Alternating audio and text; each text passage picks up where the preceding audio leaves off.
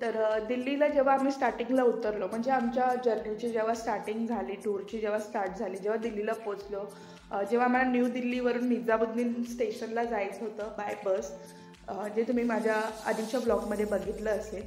तर बाय बस जेव्हा आम्ही गेलो तेव्हा मला वाटलं की दिल्ली खरंच खूप छान आहे, खूपच सुंदर आहे. इनफॅक्ट म्हणजे एवढ्या मोठमोठ्या बिल्डिंग आणि एवढं डेव्हलप आहे ना Delhi, as compare to Mumbai जर तुम्ही म्हणसाल तर दिल्ली खरंच खूप डेव्हलप आहे असं मला त्या क्षणी वाटलेलं होतं. बट मला तर वाटते फक्त तेवढाच भाग जो आहे तो डेव्हलप आहे आणि बाकीचा भाग अजिबात डेव्हलप नाही आहे. तर तेव्हा जे वाटलं होतं ते खूप खोटं ठरलेलं आहे. दिल्लीमध्ये मला एवढा वाईट एक्सपिरियन्स आला आहे की तुम्ही विचार करू नाही शकत या पलीकडे.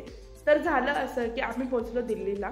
अमृतसरवरून आमची ओव्हरनाईट जर्नी होती आणि सकाळी दिल्लीला पोचलो. साधारणतः सकाळी 7:30च्या आसपास आम्ही न्यू दिल्ली रेल्वे स्टेशनला पोचलो. तर तिथे मग आम्ही 5 फॅमिली होतो टोटल. तर एका फॅमिलीने स्वखुशीने 2,000 रुपये ड्रायव्हरला दिले. मग आम्ही बोललो की ठीक आहे, आपण पण 200 कलेक्ट करूया, कॉन्ट्रीब्युशन करूया आणि ड्रायव्हरला देऊया. बट आमचा ड्रायव्हर एवढा स्मार्ट की त्याला 200 नको होते. तो बोलले की नाही, सबसे मेरे को 500 रुपीज चाहिए.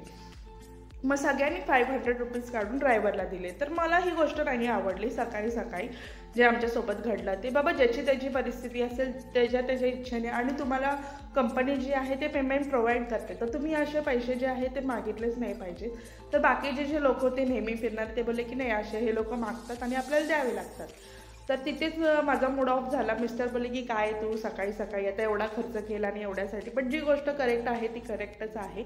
मी तरी ह्या बाबतीत त्यांच्यासोबत नव्हते. बट पैसे देऊन नंतर आम्ही गेलो स्टेशनवरती. तर दोघांचं होतं, 2 फॅमिलींचं होतं एअरपोर्टवरून बुकिंग. तसं ते लोक गेले एअरपोर्टला आणि 2 फॅमिलीचं होतं निजामुद्दीन रेल्वे स्टेशनवरून बुकिंग. सो ते न्यू दिल्लीवरून बाय ऑटो गेले निजामुद्दीनला. तर आम्ही राहिलो मग रेल्वे स्टेशनला. तर आम्हाला दिल्ली फिरायचं होतं ॲक्च्युली, बट सकाळी मूड ऑफ देखील झाला होता. आणि मी बोललं की एवढ्या बॅगा घेऊन आपण दिवसभर कुठे फिरणार, आणि रूम घेणं म्हणजे काहीच फायदा नाही आहे.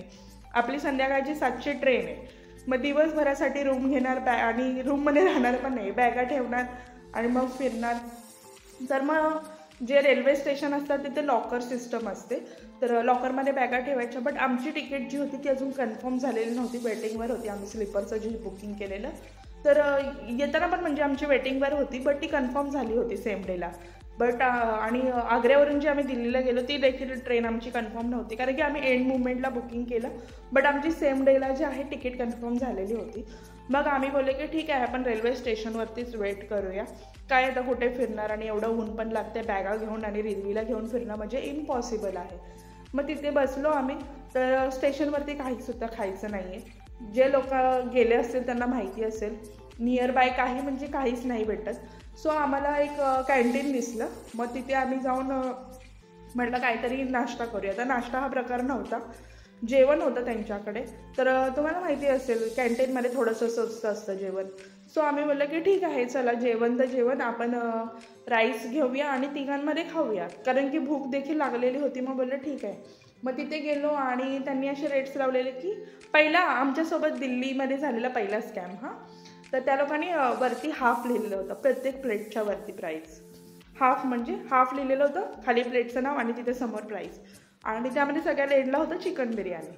सो हाफची प्राईस काहीतरी 150 होती. तर मिस्टर मला बोलले की 150. मी म्हटलं हा कॅन्टीन आहे बोलल्यावरती स्वस्त असेल. तर मग त्यानंतर आम्ही ऑर्डर केली चिकन बिर्याणी, खाल्लं वगैरे. आणि त्यानंतर तो बोलला की तुम्हाला फुलचे पैसे द्यावे लागतील. तर आम्ही बोललो आम्ही तर फुल मागवलंच नाही. तर तो बोलतो की नाही, तिथे प्राईस जी आहे ती हाफची आहे आणि आम्ही तुम्हाला प्रोव्हाइड केलेलं तर फुल राईस होता. मी बोललं हे काय आहे. तर ते लोक आम्हालाच नाही, जे इतरांनी देखील भाजी मागवलेली होती तर सगळ्यांनी हाफची प्राईस बघून त्यांना प्लेट सांगितलेली आहे, बट ते लोक फुलची सगळ्यांकडून पैसे घेत होते. तर हा होता दिल्लीतला पहिला स्कॅम. सो तुम्ही कुठे जर खाणार असाल तर प्लीज व्यवस्थित एन्क्वायरी करा. त्यानंतर ते खाल्ल्यानंतर आम्ही आलो स्टेशनवरती आम्ही बराच वेळ बसलो होतो. दुसरा स्कॅम असा झाला की रिद्वीला सारखं वॉशरूमला, मला माहीत नाही ते राईस खाल्ल्यानंतर तिच्या पोटात गोळा आल्यासारखं होत होतं. लूज मोशन तर नव्हतं झालं तिला, बट तिला सारखं असं पोटात मुरडा येतो ना त्या टाईपमध्ये होत होतं. तर तिथे टॉयलेटमध्ये ते लोक 20 रुपीज घेत होते. तर 2 वेळा गेली, 3 वेळा गेली. नंतर मी बोलली की अंकल आप 20 रुपीज़ क्यों चार्ज कर रहे हो. तो बोले बेटा तुम्हारा और तुम्हारे बेटी का, मतलब तुम्हारा 10 और बेटी का 10. मैं बोली मैं तो बेटी को ही लेके आ रही, तुम्हें अभी सुबह से बैठे हो देखे हो इधर. तर तो बोलला की नाही, आम्ही थोडी आतमध्ये बघायला येतो, चार्ज जे आहे ते दोघींचं देखील लागेल.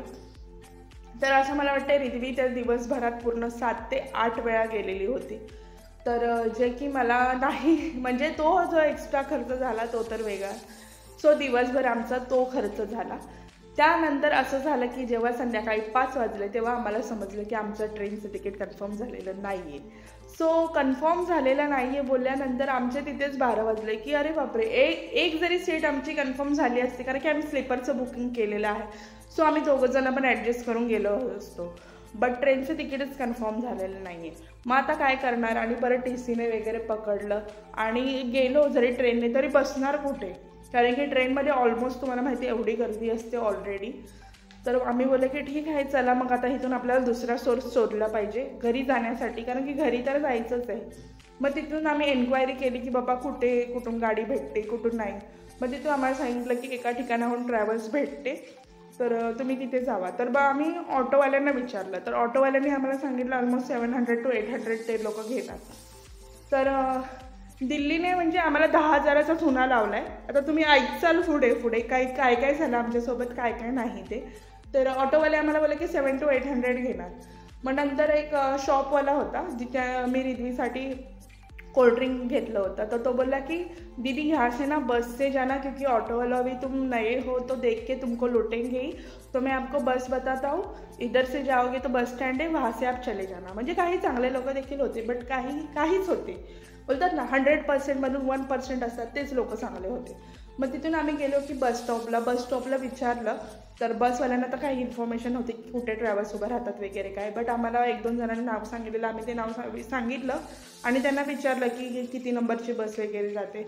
मग तिथून आम्ही बस पकडून गेलो मेन पॉईंटला. बट सीन असं झाला की एवढं ट्रॅफिक होतं दिल्लीमध्ये, एवढं ट्रॅफिक होतं, आम्हाला जायला ऑलमोस्ट 1.5-2 तास लागले त्या स्टॉपवरती, भरपूर ट्रॅफिक असल्यामुळे. आणि चालत जायचं तर ते काही नाही, बट आपल्याला काय माहीत पण नाही आणि कुठे चालत जाणार. सो आम्ही बसमध्येच बसून राहिलेलो होतो. बरेच दिल्लीला देखील खूप मोठमोठे ब्रिज आहेत, बरेच वेगवेगळे रस्ते आहेत. सो फायनली आम्ही पोचलो स्टॉपवरती. तर आम्ही ऑनलाईन तिकीट चेक केलं, तर ऑनलाईन तिकीट 3,500 दाखवत होतं आणि किती लास्टच्या सीट 1-2 सीट बाकी होत्या. तर मी म्हटलं की लास्टची सीट बुक करणार त्यापेक्षा आपण अशीच गाडी पकडू, म्हणजे थोडीशी प्राईस पण कमी भेटेल आणि आपल्याला बोलतात ना सीट पण पुढे भेटेल. म्हणून या होपने आम्ही तिथे गेलो. तिथे गेल्यानंतर आम्हाला समजलं की सगळ्या राज्याच्या बसेस ज्या आहेत त्या इथून निघतात. मग तिकडे गेल्यानंतर एन्क्वायरी केल्यानंतर ते बोलले की 3,000 तिकीट आहे, बट आजच्या ज्या सीट्स ज्या आहेत त्या सगळ्या फुल आहेत. तर त्यानंतर तिथून आम्ही बाहेर आल्यानंतर मग एका माणसाने आम्हाला विचारलं कुठे जायचं आहे. तर आम्ही बोललो की आम्हाला जायचं आहे इंदोरला. तर तो बोलला की हां ठीक आहे, त्या 1,800 रुपये द्या. हां, तो 1,800 बोलला आणि आम्ही बोललो की नाही 1,500 नेतोच तर नाही. तर तो म्हटला की ठीक आहे, तुमचं राहिलं माझं राहिलं 1,600 रुपयेच द्या. तर मग मिस्टर आणि मी म्हटलं 3,000 रुपये असे राज्य परिवहनच्या गाड्या म्हणजे आपल्या महाराष्ट्रात जातात तसंच तिथे काहीतरी होतं. तर त्याला 3,000 तिकीट आहे आणि हा कसा काय आपल्याकडून 1,600 रुपये घ्यायला रेडी होतोय, 1,700 रुपये. तर मग आम्ही बोललो की ठीक आहे बघूया आपण. तर तो बोला की या तिकडे बस उभी आहे. तर परत तोपर्यंत दुसरा ट्रॅव्हल्सवाला आला आमच्याकडे. मग तो आम्हाला बोलला की मी 1,200 रुपये तिकीट घेणार. तर मग नंतर तो आला, तर त्या दोघांचं काहीतरी आपसमध्ये काय झालं माहीत नाही. मग परत अजून एक तिसरा आला, तर तिथे एक पोलीसची गाडी उभी होती. म्हणजे आम्ही जिथून विचारत होतो की बाबा कुठली गाडी जाते कुठली गाडी नाही, तर तिथे पोलीसवाला होता. तर तो बोलला की हे लोकल लोक फसवतात, तुम्ही ह्या ह्याच्यात पडू नका. जर तुम्ही गाडीने गेला तर जी राज्य परिवहनची म्हणजे तिथे जे आहे त्याच गाडीने जावा, आयदर तुम्ही जाऊ नका. तर आम्ही बोललो की ठीक आहे बघतो आम्ही. मग पोलिसांनी सांगितलं पोलीस लोक काय आपल्याला काही रॉंग नाही सांगणार, नेहमी राईटच सांगणार. तर मग बोलले की ठीक आहे. मग तिथून आम्ही पास होत होतो, तर एक लेडीज होती. तर ती बोलली की दीदी आप कब से खड़े हो, हम लोग देख रहे किधर जाना है आपको. तर बोला हाँ दीदी हमको इंदौर जाना है, आपको किधर जाना है. तो बोले हम लोग पंजाब जा रहे हैं, लेकिन हम हमेशा जाते, तो आप ये ट्रॅव्हल्स वाले पे भरोसा मत करो. तर म्हटलं का काय झालं. तर ते बोलले की हे लोक असेच फसवतात, कुठल्या पण गाडीत बसवून देतात आणि रात्री अपरात्री तुम्हाला त्या गाडीतून उतरवलं जातं, तर तुम्ही ह्यांच्यासोबत बसू नका.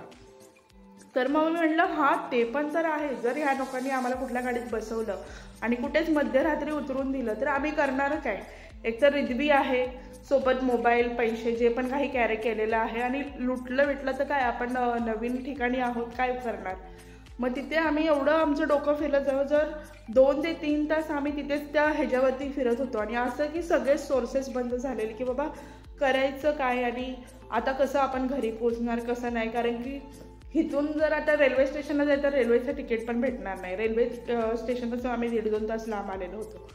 तर मग नंतर फायनली आम्हाला एक ऑटोवाला भेटला, तर तो बोलला की गाड्या आहेत 2, चला मी तुम्हाला सोडतो, पण तुम्हाला माझे 500 रुपये आणि बसमध्ये बसवले म्हणून 200 रुपीज, म्हणजे माझे 100 आणि मिस्टरांचे असे 700 रुपये द्यायला लागतील. तर म्हणलं आहे बस तुम्हाला आहे त्या ठिकाणी सोडतो. तर आमच्या तरी पण मनात घालमेल की हा बाबा विश्वास ठेवायचा की नाही ठेवायचा, हा बाबा कुठे घेऊन जातोय, कुठे नाही घेऊन जात.